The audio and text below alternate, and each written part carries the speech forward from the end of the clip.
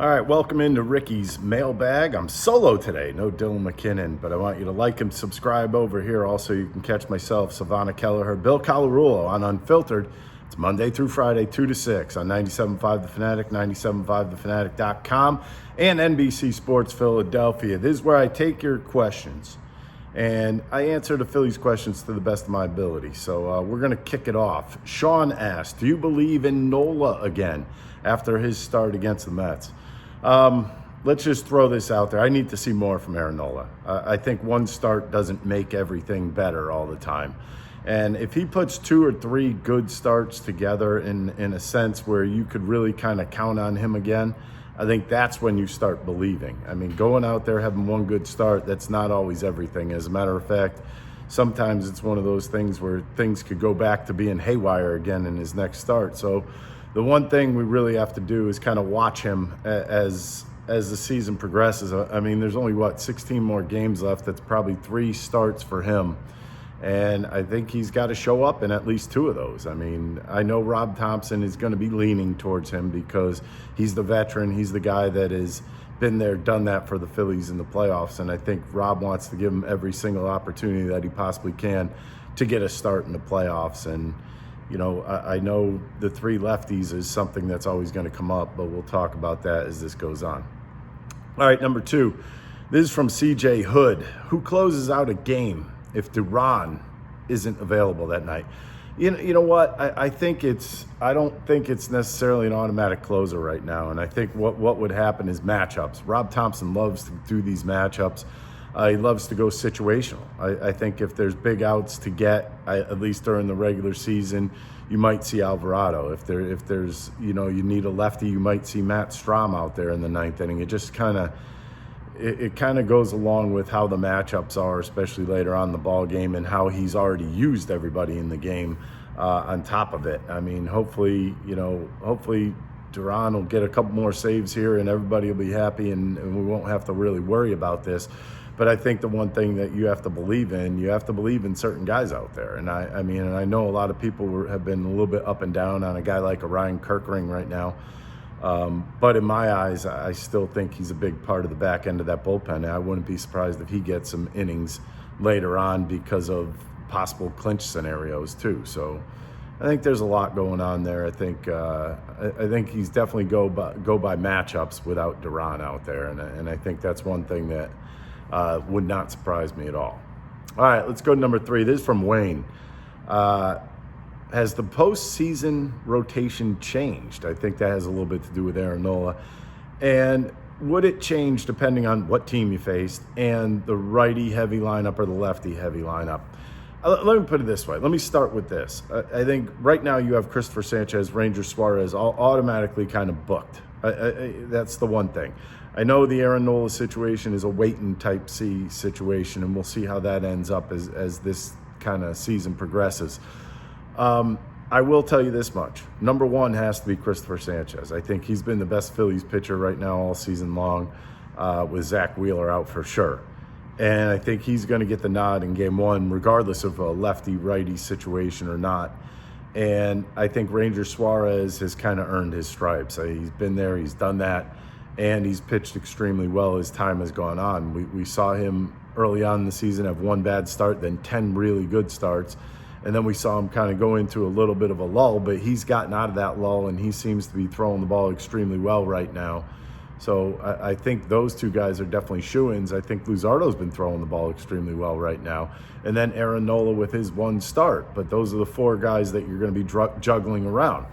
Now, when you think about this for a second, if you know it's the Dodgers and they have Freddie Freeman and Shohei Ohtani and some pretty big bats from the left-handed side, you might want to go lefty, lefty, lefty and just see kind of how that plays out.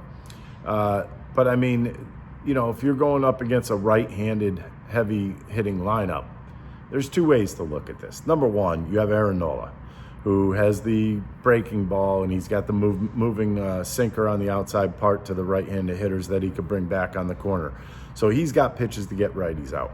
But you look at all 3 of the lefties, the Luzardo, Ranger Suarez, and Christopher Sanchez, they all have really good changeups, and they have chase pitches. So with those pitches, you can get right-handers out all the time. I think Rob's going to go with whoever his strongest possible rotation is, period. I don't think he's really going to say, I got to go lefty-righty here because of the situation. He'll do that with the bullpen, but he won't necessarily do that with the starting rotation. I think Rob's comfortable with any of these guys going out there and pitching on any given day. So I don't think the rotation has changed just yet.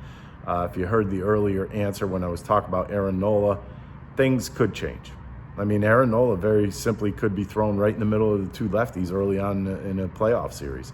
We don't know that yet. Rob hasn't really clued us in too much on that, but it's kind of a wait-and-see situation, and it'll be interesting to see what actually happens towards the end here. 16 games left. Whew. All right, this is from George. Better deadline edition, Duran or Bader? Oof. Duran is awesome. I will say that as a closer. I think he's legitimate. I think he really kind of secures the back end of your bullpen. But Bader has done something a little differently. When you think about what Bader has done right now, he's solidified a position that the Phillies have been looking for a long time right now. You have to think about who he replaced. You're talking about a guy in Johan Rojas and I guess Brandon Marsh in center field if you want to put those two together. But the situation that we're sitting in right now is that he's solidified the defense. He's solidified center field. Now you can play Brandon Marsh in left field against right-handed pitching. You could put Kepler in right or left field. I mean, it's just one of those situations where he's made the game a lot easier for Rob Thompson to make out lineups and for Rob Thompson to kind of fiddle with his defense, but it's definitely made them a lot better. I mean, when you think about Johan Rojas being out there and his swings, and it's like, oh, this guy isn't giving us enough offensively. And I think that was a big-time problem. I think Harrison Bader has showed some pop. He's also shown that he can go get a baseball in the outfield, which, in my opinion, it closes the outfield. And why do I say that? Well, he's got speed. He gets really good jumps on baseballs, which means your right fielder and left fielder don't have to do as much because this guy could go and get it pretty much anywhere on the ball field. All right, number 5 is Laurie. Best ideal matchup for the Phillies in the NLDS. Hopefully the Giants sneak in somehow, which they very well could, and knock the Mets right out. So that would be a headache gone for the Phillies. But I still think it's got to be the Cubs. I mean, I know they're a tough team at times. They're very streaky, but I think rotation-wise, I think the Phillies would be better. Bullpen-wise, the Phillies would be better. Power-wise, the Phillies would be better. I think just saying that and matching up with the Cubs, I think that would be the number one team that the Phillies would like to see in the NLDS. All right, this one's from Marty. Which teams in the NL are serious contenders? Well, anybody who makes playoffs is obviously a serious contender. We've seen wild card teams come out of nowhere and end up winning World Series, but I think the Dodgers have got to be that team still. We've seen what the Brewers could do. As a matter of fact, a 3-game series in Milwaukee seemed like a playoff series, so two kind of teams that are a little bit similar. Not a lot of huge names on that Milwaukee team, but they're scrappy and they play hard. But I would say those 3 teams have got to be the ones: the Phillies, the Dodgers, and I'm still gonna go with the Brewers. I don't want to put the Padres in there. We've seen the Padres in the playoffs before. They're not exactly scary. All right, let's go to number 7. This is Dan. Does Schwarber still have a chance to break the home run record? Went in that little slump, and you go in slumps, and it takes a lot away from situations, and it took a little bit away from what's going on with him right now. He's got 50 home runs. He's got 16 games left. That's 1 every 2 games. That's hard for anybody to do. I know he's got tremendous power, and we've seen him go on little rolls like this, but he's going to have to go on a roll starting, now. This is not one of those situations where, I'll just wait until the last week of the season, I'll hit 8 home runs. That's not going to happen.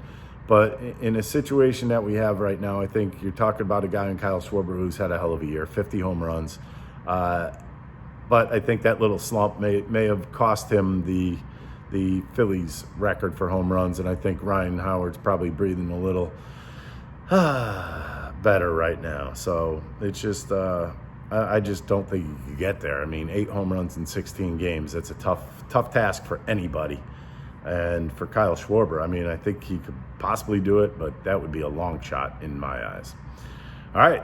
It has been Ricky's Mailbag. You can catch myself, Savannah Kelleher, Bill Colarulo on Unfiltered, Monday through Friday, 2 to 6 on 97.5 The Fanatic, 97.5thefanatic.com, and NBC Sports Philadelphia. Thanks for watching Unfiltered on YouTube. You could like and subscribe down here. You could also see our other shows over here. Go ahead and watch them all. We love when you watch.